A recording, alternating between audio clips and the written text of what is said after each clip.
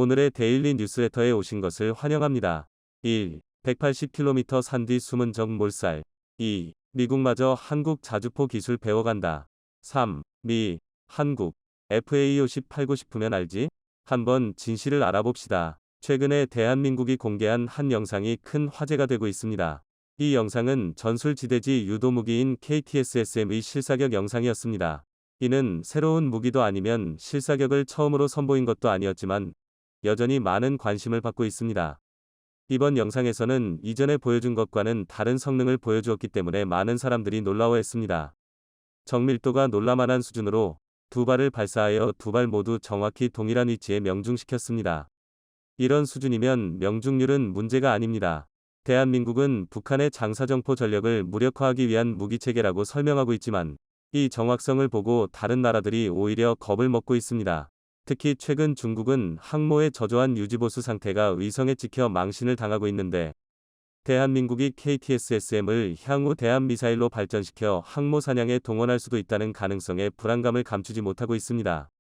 자세한 상황을 함께 알아보겠습니다. 보신 영상은 방위사업청과 국방기술품질원이 지난 5월 30일 공개한 KTSSM 위 품질 인증 사격 시험 영상입니다.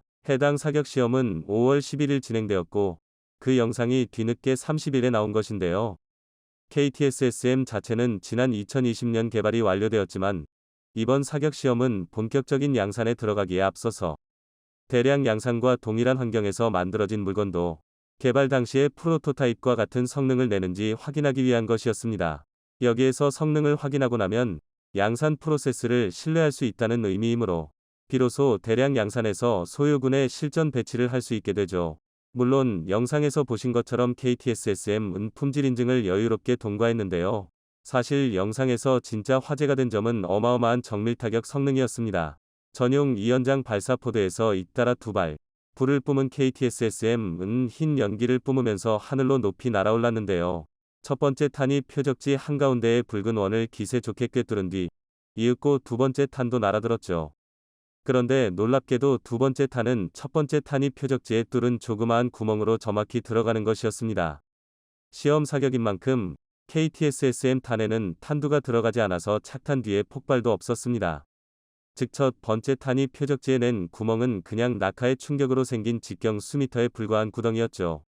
그런데 이런 작은 구멍에 두 번째 탄이 빨려 들어가듯이 쏙 골인한 것입니다. 아무리 고정포드에서 똑같은 사격 재원으로 발사했다지만 최소 수십 km 밖에서 하늘을 날아온 탄이 같은 자리를 정확히 두 번 때렸다는 점에서 그 어마어마한 정확도를 짐작해 볼 수 있었는데요. 이런 정확도라면 원래 공략 목표인 북한의 장사정포는 물론 사정거리 내지상 목표라면 무엇이든 연속 타격으로 무력화시킬 수 있을 것입니다.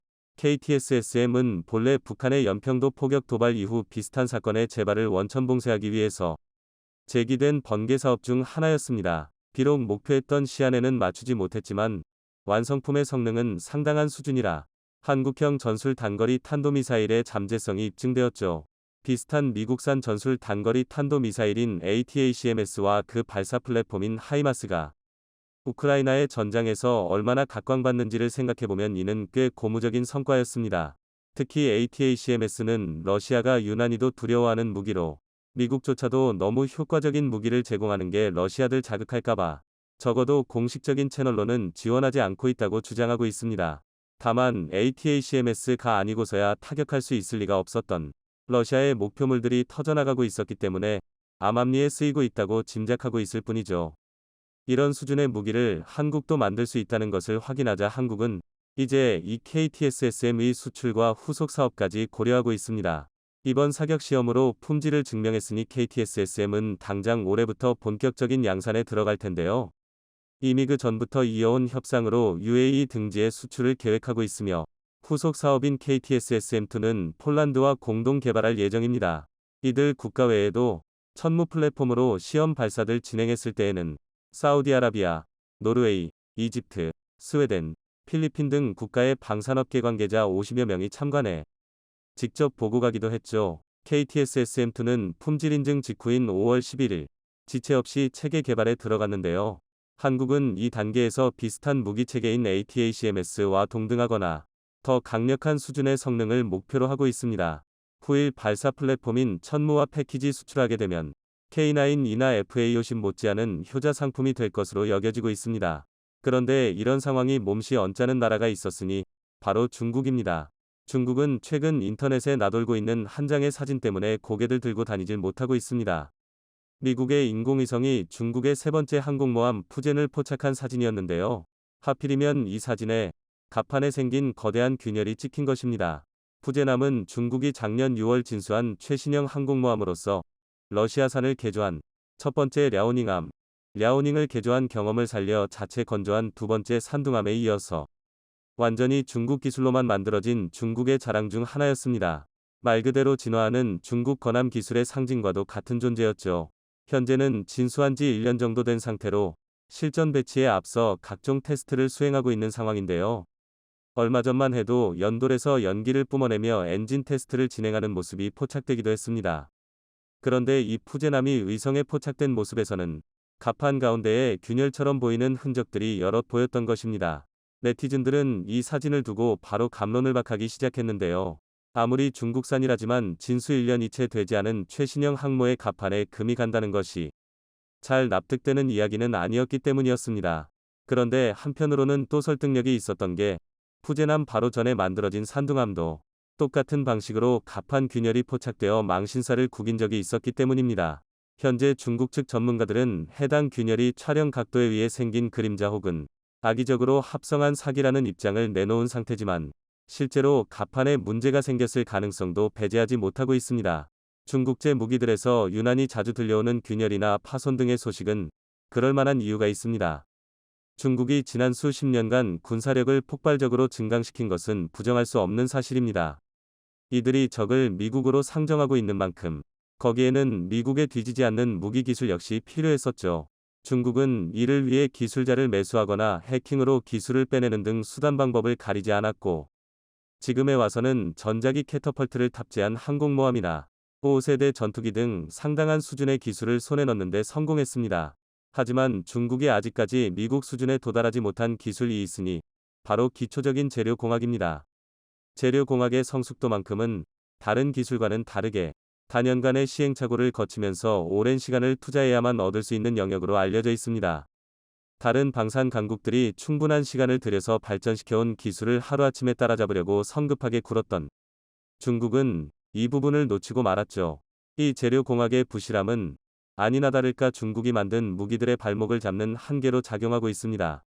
전투기 엔진은 안에 들어가는 터보팬이 열과 압력을 견디지 못해 충분한 출력을 발휘하지 못하고 산둥함의 갑판 역시도 함재기 이착륙의 충격을 갑판이 견디지 못한 것으로 분석하는 의견이 많았습니다. 푸젠함의 경우가 실제로 균열이 간 것이 맞는지는 아직 알 수 없지만 만약 정말로 균열이 생긴 것이라면 중국은 아직까지 산둥함이 겪었던 문제점을 제대로 해결하지 못한 것이라고 말할 수 있겠죠. 이러한 한계는 다른 누구도 아닌 중국인들이 가장 잘 알고 있습니다. 그래서 이번 푸젠함의 사진을 보고도 균열이 맞다면 더 구설수가 되기 전에여서 땜질로 메우라면서 부끄러워하기도 했죠. 여기서 이들이 두려운 것이 바로 한국의 KTSSM입니다. KTSSM의 추후 개발 방향성 중 하나가 바로 대함 미사일이기 때문입니다. 미국의 ATACMS의 경우에도 함정 추적용 시커들 탑재해서 지대함 혹은 함대함 공격을 하는 수단으로 만들려는 시도가 있었는데요. 이는 미국이 발사 플랫폼으로 쓰려던 아스널십 계획을 취소하면서 무산되었습니다. 하지만 한국은 KTSSM을 대함미사일로 만들려는 시도들 아직 포기하지 않았습니다. 미국과 달리 한국은 아스널십을 운용할 수가 있고 실제로 개발 중이기도 하기 때문입니다. 그래서 한국은 현재도 대함 탄도탄용 밀리미터 파시컷을 개발하고 있으며 이 개발이 끝나면 실제 적용될 플랫폼은 KTSSM이 될 것으로 보입니다. 에드가 대놓고 KTSSM으로 해상 표적을 명중시키는 사진을 공개한 적도 있었던 만큼 중장기적으로 KTSSM-2 대함 탄도미사일 ASBM으로 변신할 가능성은 충분하다고 점쳐지고 있습니다. KTSSM-2 이번에 보여준 놀라운 정확성에 움직이는 대함 표적을 획득할 수 있는 기술까지 더해지면 재료공학의 한계로 인해 내구성 트러블이 자주 일어나는 중국에게는 매우 위협적인 상대가 될 것입니다. 균열이 발생한다는 것은 곧 그 부분이 취약점이라는 의미와 같은데 한국의 미사일은 그 위치를 정확하게 타격할 수 있는 수단인 것이죠. 이를 허용하게 되면 무엇보다 그 압도적인 교환비 때문에 중국의 걱정은 태산 같습니다. 극초음속 미사일같이 최첨단 초고가의 무기도 아니고 그저 단거리 탄도미사일에 불과한 KTSSM의 항모를 잃는다면 손해가 이만저만이 아니죠. 게다가 그 근본적인 문제인 재료공학의 후진성은 하루아침에 해결되는 문제도 아닌 만큼 중국은 현재 한국의 행보가 몹시 불안할 수밖에 없습니다. 이번에 사실상 체계 개발을 완료하고 후속 개발에 바로 뛰어든 KTSSM, 대한민국의 노점이는 다릅니다. 우리 군의 이 인자도 다른 나라에서는 주력이 되고도 남는데요. 특히 자주포에 있어서 대한민국은 타의 추종을 불허하는 막강한 화력을 보유하고 있습니다. 그리고 그 대표주자가 바로 KOA-1입니다. 최근 전력화가 완료된 KOA-1은 그야말로 입이 떡 벌어지는 개량이 이루어졌는데요. 하지만 KOA-1을 바라보는 고가운 시선도 만만치 않습니다. 대한민국 자주포의 족보를 따져본다면 K9, KOA-1에서 K55까지 거슬러 올라가야 하는데요. 그리고 이런 K55의 모체가 되는 건 미국의 M109A2입니다. 1963년 초도 물량 배치를 시작한 M109는 최소 1만 대 이상 생산된 자주포인데요. 당연히 이 말도 안 되는 물량을 미국이 모두 사용한 것은 아닙니다. M109는 미국이 동맹국들에게 문자 그대로 뿌려대면서 전 세계로 뻗어나갔는데요. 이 덕에 현재도 개량을 거듭하면서 전 세계에서 가장 많은 나라가 사용하는 자주포 중 하나가 되었습니다. 이는 한국도 예외가 아니었는데요. 1980년대 초 자주포 독자 개발을 추진하던 한국이 기술상의 이유로 벽에 부딪히자 미국은 M109A2의 면허 생산을 제한했습니다. 이때 한국에서 생산된 M109A2가 바로 K55 자주포입니다. 그렇다면 결국 한국 자주포는 미국이 원조라는 소리냐? 하면 그것도 아닌데요. 이제 와서 이런 말은 원숭이에서 진화했으니 모든 인종은 한 가족이다라는 말이나 다름없게 되었습니다.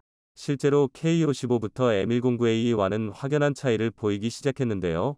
드디어 국내에서 자주포를 생산하게 된 우리 군이 얌전히 K55를 M109A2 사양으로 생산할 리가 없었습니다. 초기에 K55는 비록 외관은 M109A2와 똑같았지만 내부에서는 상당한 개량이 이루어졌는데요. 대표적으로 화학전에 대비한 NBC 시스템을 적용했고 피격시에 대비해 한론 소화기와 자동 선회장치 등이 추가되었습니다. 오죽하면 K55를 목격한 미 국방부에서 M109A2에서 두 차례나 개량된 M109A4와 동급이라고 감탄할 정도였는데요. 사실 미국은 이때부터 한국의 자주포 기술을 굉장히 질투하기 시작했습니다. 심지어 굳이 K55라는 국내 명칭을 두고 저들끼리 M109A2K라는 별칭으로 부르기까지 했습니다. 물론 아무 소용없는 일이었는데요. 정작 KOA1에 이르자 K9 기술이 접목되어 완전히 다른 자주포가 되어버렸기 때문입니다. 실제로 KOA1은 한국에서나 2인자 취급이지 다른 나라에서는 주력급을 압도하는데요. 당장 미국의 주력 자주포인 M109A16 팔라딘과 비교해도 전혀 꿀리지 않는 위력입니다. 우선 크기에서는 KOA1이나 팔라딘이나 큰 차이를 보이지 않습니다. 그나마 사거리는 팔라딘이 30km에 불과한 반면 KOA1이 32km의 사거리를 보이면서 근소하게 앞서고 있습니다. 하지만 문용 성능 분야로 넘어가면 이 격차가 더욱 커집니다. 팔라딘은 아직도 포탄 적재에서부터 포탄 삽입, 장약 삽입이 모두 수동으로 이루어지는데요. 그나마 포탄 삽입 단계에서는 K55에도 탑재되었던 유압식 장전 장치를 사용하긴 하지만 이마저도 급속 사격을 위해선 밀대를 이용해 완전 수동으로 장전해야 합니다. 반면 KOA1은 버튼 하나만 누르면 포탄 삽입이 끝나고 승무병은 장약만 집어넣으면 사격 준비 끝인데요. 이로 인해 팔라딘은 전투가 길어질수록 운용 병력의 피로도가 급증하고 발사 속도 또한 느려질 수밖에 없는 게 문제로 지적되고 있습니다. 사실 팔라딘까지만 해도 바퀴만 달려있다 뿐이지 운용 성능은 자주포와 견인포의 중간에 있는데요. 이 때문에 팔라딘은 운용에 최소 5명이 필요하지만 KOA1은 4명으로도 방열부터 사격까지 모두 가능합니다. 얼핏 작아 보일 수 있는 차이지만 전 세계적인 인구 절벽을 생각하면 절대 무시할 수 없는 차인데요. 그 결과 KOA1이 업그레이드를 눈여겨보고 있던 미국은 오히려 대한민국의 자주포 기술을 벤치마킹하기까지 했습니다. 실제로 2015년부터 실전 배치되기 시작한 최신형 M109A7 자주포에는 KOA1에 적용된 반자동 장전 장치가 탑재되었고 미국은 한국이 최초로 성공한 탄약 운반 장갑차 운용 체계까지 흡수해갔습니다.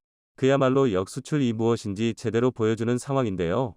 그런데 여기서 끝이 아닙니다. 대한민국에는 미국마저 탐낼 만한 무기 체계가 또 있는데요. 이번엔 주력이 아닌 이 성급 무기가 화려하게 부활했기 때문입니다. 첫 번째 주인공은 바로 차륜형 105mm 자주포 풍익입니다. 풍익은 우리 군에서 따로 개발한 자주포가 아니라 치장물자 처리되었던 M101A1 견인곡 사포를 자주포로 개조한 신개념 무기 체계인데요. K721 군용 5톤 트럭의 차체를 이용한 차륜형 자주포답게 시속 80km에 달하는 빠른 속도가 장점입니다. 게다가 자주포로 개조되면서 디지털 화력 통제 장치가 탑재되면서 이동 중 정지 후 초탄 발사까지 고작 1분이면 충분합니다. 풍익에 탑재된 전자장비가 포의 위치와 표적의 위치를 자동으로 계산하고 정렬까지 끝마치는 덕분인데요. 또 최대 11.3km 위 사거리로 분당 최대 10발이 포탄을 쏟아내고도 이탈까지 30초밖에 걸리지 않습니다. 정말 감탄이 절로 나오는 기동력인데요. 비록 화력과 사거리가 155mm 자주포에 비해 부족하다는 단점이 있지만 풍익은 K9, KOA1과 달리 보병부대의 연대급 화력 지원 무기라는 걸 감안하면 그리 큰 문제가 아닙니다. 쉽게 말해 자주포지만 박격포와 비슷한 역할이라고 할 수 있는데요. 그리고 무엇보다 운용 인원 측면에서 감축이 이루어졌다는 게 상당한 이점입니다. M101A1 1대에 8터부터 9명의 병력이 필요하던 게 풍익에서는 5명이면 충분해졌습니다. 심지어 이 중 2명은 운전병과 경계병이기 때문에 극단적으로 말해 3명이면 포를 발사하는 데 전혀 무리가 없는데요. 또한 경제성 측면에서 바라봤을 때 풍익은 감탄이 절로 나오는 수준입니다. 바로 대한민국이 보유한 105mm 포탄 재고 때문인데요. 이게 우리 군에서 풍익을 개발하게 된 결정적인 이유입니다. 사실 우리 군이 보유한 105mm 포탄은 340만 발이 넘습니다. 군의 주력이 155mm로 넘어가면서 105mm 포탄의 재고가 쌓이기 시작한 건데요. 문제는 포탄 재고 처리에만 신규 탄약 생산 비용의 3배에 달하는 어마어마한 비용이 발생한다는 것입니다. 하지만 풍익이 전력화되면서 105mm 포탄을 효과적으로 사용할 수 있게 되었는데요. 정리하자면 보병급 연대의 화력 강화와 예산 감축이라는 일거양득의 효과를 동시에 누린 것입니다. 이쯤 되면 우리 군의 포사랑이 신기할 지경인데요. 그런데 심지어 여기서 끝이 아닙니다. 풍익이 아무리 훌륭한 자주포라 하더라도 역시 화력이 다소 부족하다는 것과 기계와 부대에서 함께 운용하기에는 차륜형이라는 이동 방식이 못내 마음에 걸리는데요. 그래서 탄생한 게 바로 120mm 자주 박격포 비격입니다. 비격은 현용 4.2인치 박격포를 완벽하게 대체하는 물건으로 기존 대비 화력은 1.9배의 사거리는 무려 2.3배까지 획기적으로 증가시켰습니다. 또한 박격포가 탑재된 상태에서 차체의 회전 없이 360도 회전이 가능하기 때문에 다수의 표적에 보다 빠른 대응이 가능합니다. 특히 비격은 풍익과 달리 기본적으로 궤도형 장갑 차량이기 때문에 험지 주파 능력은 물론 방호력 또한 매우 우수합니다. K2나 K21, K200 같은 기계화 부대와 동시에 적진 한가운데서 화력 임무를 수행할 수 있다는 뜻인데요. 그리고 무엇보다 순수 국내 기술로 만들어져 100% 국산화율을 자랑한다는 게 큰 장점입니다. 이처럼 우리 군의 포병 화력은 끊임없는 발전을 거듭한 결과 6월 25일 전쟁 이후 70년 가까이 정체되어 있던 대한민국의 근접 지원 시스템을 근간부터 바꿔버리고 있습니다. 이제는 원조국이었던 미국마저 한국의 포병 시스템을 흡수할 정도인데요. 자주국방이라는 가치를 내걸고 끝없이 달려온 지금의 대한민국은 그야말로 청출어람의 표본이나 다름없게 되었습니다. 부디 앞으로도 대한민국 포방부의 명성이 지금처럼 이어지기를 바라겠습니다.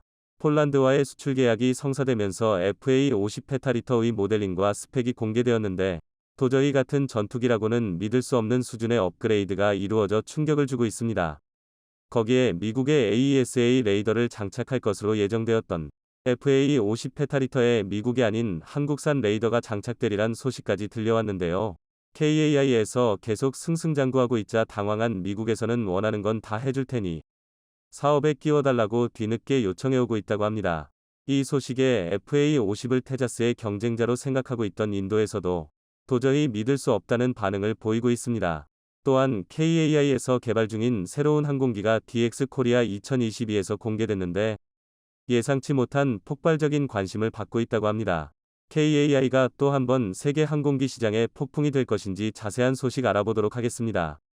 지난 16일 폴란드와의 4조 원 규모 FA-50 수출 이행 계약이 성사되었다는 소식이 들려왔습니다. 총 48대의 FA50 수출 계약으로 2011년 T50 수출을 시작한 이래로 사상 최대 규모이자 최초로 유럽 시장에 진출했다는 의의가 있습니다. 이번 계약에 따라 KAI는 12대를 2023년 말까지 폴란드에 인도하고 나머지 36대는 2025년 하반기부터 순차적으로 납품할 예정입니다. 또한 이번 계약을 계기로 폴란드에 물류허브가 지어지고 4.5세대 전투기 조종사 훈련을 맡을 국제비행학교의 설립도 단계적으로 추진될 계획이라고 합니다. 강현구 KAI 사장은 폴란드와 오래도록 지속 발전 가능한 전략적 파트너십 관계가 되기를 기대한다. 폴란드 수출을 발판 삼아 유럽, 아프리카, 중동, 중남미를 비롯한 미국 시장에 도전하겠다고 밝혔습니다. 폴란드와의 FA50 수출 계약이 성사되고 며칠 뒤 폴란드로 향하게 될 FA50 페타리터의 모델링이 공개되어 화제에 일곱되고 있습니다. 지난 19일 폴란드 공군의 요구사항을 반영한 FA50 페타리터의 그래픽 형상이 언론에 처음 공개되었습니다. 폴란드 공군 마크와 조정석 우측에 위치한 공중급유관이 눈에 띄는데요. FA50 페타리터은 폴란드 공군의 요구에 따라 업그레이드가 이루어진 것으로 미 전투기를 한국군의 요구사항에 맞게 개량한 KF-16, F-15K와 비슷하다고 볼 수 있습니다. KAI가 납품할 FA50 페타리터에는 락20 업그레이드가 적용되어 현존하는 최고 사양의 FA50이 될 것으로 보고 있습니다. KAI 측은 FA50 페타리터 이 기존 FA50과 비교해 공중급유 기능을 통한 항속거리 증대, 능동 이상 배열, AESA, 레이더, 공대지 공대공 무장 업그레이드 등을 통해 전반적인 기능을 한 차원 높인 것이라고 밝혔습니다. 또한 FA50 페타리터은 경공격, 특수전술 및 전투 임무 등 다양한 임무 작전이 가능할 뿐 아니라 F-16과 호환성이 높고 F-35와 같은 5세대 전투기의 교육 훈련에도 최적화됐다. 앞으로 향후 폴란드 공군의 전투 조종사 양성과 전력 증강에 기여하는 핵심 기종으로 활약이 기대된다. 고 설명했습니다. 이번 업그레이드에서 특히 공중급유 기능이 눈에 띄는데요. 전투기의 항속거리를 늘리기 위한 필수적인 기능으로 우리 군에서도 FA50에 대해 요구해온 사항이었습니다. FA50은 성능에 비해 항속거리가 짧다는 게 항상 단점으로 지적되어 왔었는데요. 이를 개선하기 위해 외장연료 탱크를 달거나 공중급유 기능을 장착하든지 해야 했었는데 KAI에서는 두 가지 방안 모두를 선택했습니다. 외장연료 탱크도 크게 달고 공중급유 기능까지 추가한 것이죠. FA50 페타리터에는 300갤런짜리 외장연료 탱크가 장착되고 공중급유 기능이 추가되어 작전 반경이 비약적으로 늘어나게 되었습니다. 공중급유 방식에는 플라잉붐 방식과 프로브 앤 드로그, 프로브 앰퍼샌드 드로그 방식 두 가지가 있는데 FA50에는 프로브 앤 드로그 방식이 적용될 예정입니다. 플라잉붐 방식은 공중급유기 꼬리에 급유용 파이프를 통해 연료를 공급하는 방식으로 한국군의 F-15K, KF-16에 적용되어 있는 방식입니다. 급유관이 굵어 더 많은 양의 연료를 빠르게 공급할 수 있어 대형 공중급유기를 주로 운용하는 미군에서 선호하는 방식입니다. 단점은 공중급유기의 체급이 최소 수송기 정도로 커야 하고 동시에 한 대의 항공기만 급유가 가능하다는 것이죠. 프로브 앤 드로그 방식은 급유용 호스를 길게 늘어뜨려 항공기의 급유관, 프로브를 깔때기 모양의 드로그에 맞추어 연료를 공급받는 방식입니다. A182, F와 같은 중소형 항공기에도 장착해 급유기로 활용할 수도 있고 대형 급유기의 경우에는 여러 개의 드로그를 달아 2터부터 3대의 항공기를 동시 급유하는 것도 가능합니다. 단점은 급유 속도가 상대적으로 느리고 급유관인 프로브를 반드시 조종석 앞쪽으로 내놓아야 하기 때문에 내부 공간에 영향을 미치고 스텔스 성능을 저하시킨다는 점입니다. 물론 스텔스를 고려하지 않은 FA50에는 문제가 되지 않습니다. 현재 한국군에서 운용하는 KC-330 시그너스 다목적 공중급유기는 두 방식 모두 급유가 가능합니다. 작전 범위가 넓어진 점도 주목받았지만 역시 군사 전문가들이 가장 주목한 부분은 FA50 페타리터 위 AESA 레이더 탑재 여부였습니다. 현재 FA50에는 이스라엘 ELTA-42EL M2032 기계식 레이더가 탑재되어 있는데요. 이 또한 동급 대비 상당히 우수한 레이더이지만 KAI는 AESA 레이더를 탑재하고 공대공 미사일을 통합해 FA52 BVR 시계 외교전 능력을 확보할 계획을 세웠습니다. KF-21에 탑재될 국산 AESA 레이더를 소형화하여 FA50 블락 20에 탑재할 예정이었는데 예상치 못한 폴란드 수출로 미국산 AESA 레이더를 탑재하기로 했었죠. 그런데 막상 미국에서 AESA 레이더와 암남 통합에 허가를 내주지 않아 전전긍긍하고 있었는데 열받은 한국에서는 수출형 FA50 페타리터에도 국산 AESA 레이더를 탑재해버리겠다고 발표했습니다. 폴란드의 여러 매체에서 FA50 페타리터에는 LIG 넥스원의 AESA 레이더가 탑재될 거라는 기사가 보도되었습니다. 미국이 암남 통합을 거부하며 KF-21에는 미티어 미사일이 장착됐었는데 FA-50에도 LIG 넥스원의 AESA 레이더와 통합해서 탑재될 수 있다는 가능성이 제시되었죠. 관계자의 발언에 따르면 미국의 AESA 레이더를 도입하기 위해 이런저런 협의가 이루어지고 있었으나 내부적으로는 국산 AESA 레이더를 밀어주고 있었다고 합니다. 애초에 수출이 시급하지 않았던 블락 20은 국산 AESA가 탑재되는 게 확정이었는데 굳이 미국산을 쓸 필요가 있냐는 것이었죠.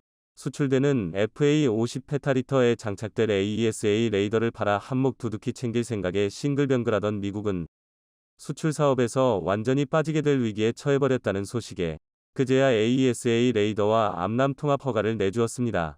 미국 AESA 레이더를 제조하는 미국 4대 방산 기업인 레이시온과 노스럽 그루먼에서는 다급히 제안서를 들고 KAI를 찾아왔다고 합니다.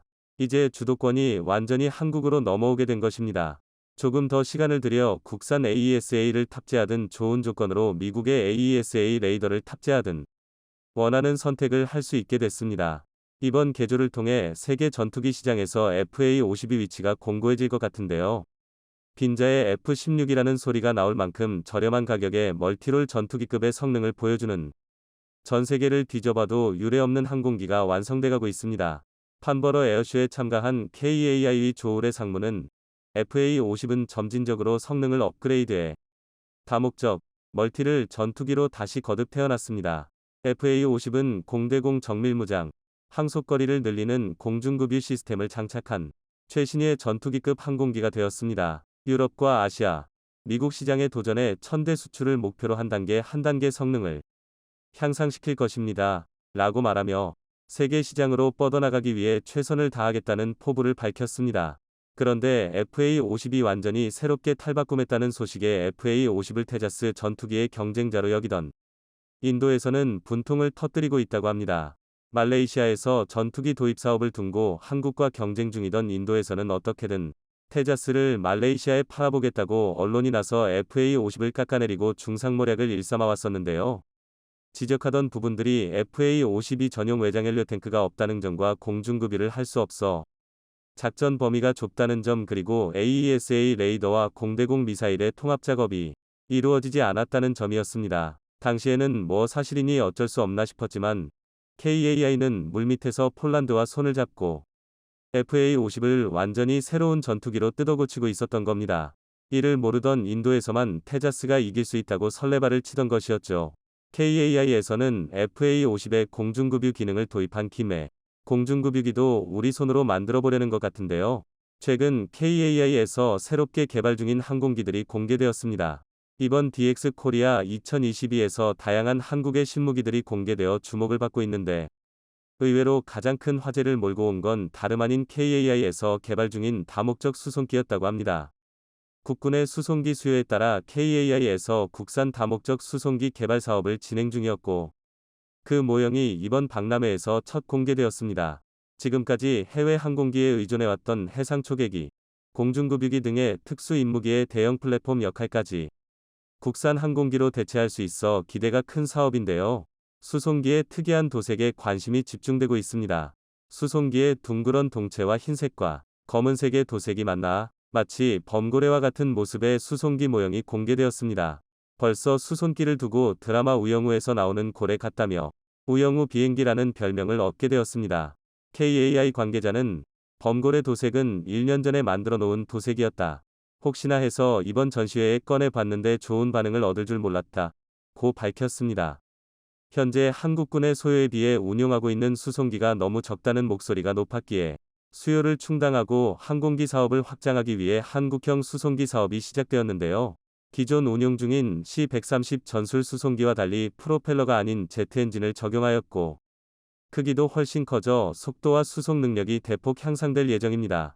KAI 측은 수입 항공기에만 의존하고 있던 수송기를 국산으로 대체해 유지 정비 비용을 아끼는 건 물론 세계 수송기 시장을 공략하는 것을 목표로 하고 있습니다. 항공기 하나 없던 나라가 어느새 유럽에 첨단 전투기를 수출하게 됐습니다. 세계 유수의 항공기 제작사들과 비교하자면 이제 막 첫 발을 팬 셈이지만 한국인의 집념을 우습게 보았다가는 금세 따라잡히고 말 겁니다. 세계 1위가 되는 그날까지 KAI 위 선전을 기원합니다.